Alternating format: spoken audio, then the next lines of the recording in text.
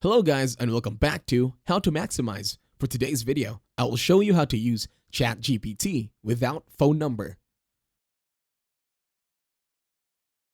To start this tutorial, open your internet browser, and once you are in your internet browser, you're going to go to the searches at google.com or using the Google search for the following: free online temporary phone number with SMS. Once you're already done typing that in your Google search, all you have to do this time is click enter. Once done, there will be search options showing here. Now, go to the link that says receive-smss.com and then click on the link.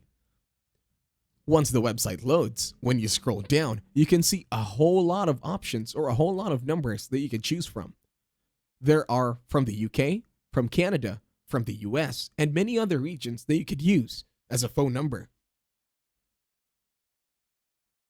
Once you chose one, all you have to do this time is click on the button that says open. And then when you click on it, you will now be redirected to that very same number. In here, when you highlight or click on the number, you have the option to copy it. And in here, you will see from, time, and message. These are the other persons or the other ways that they are receiving their codes as well, and the time it takes for it to arrive. And that's it. Thank you very much for watching. Please leave a like, share, and subscribe to the channel.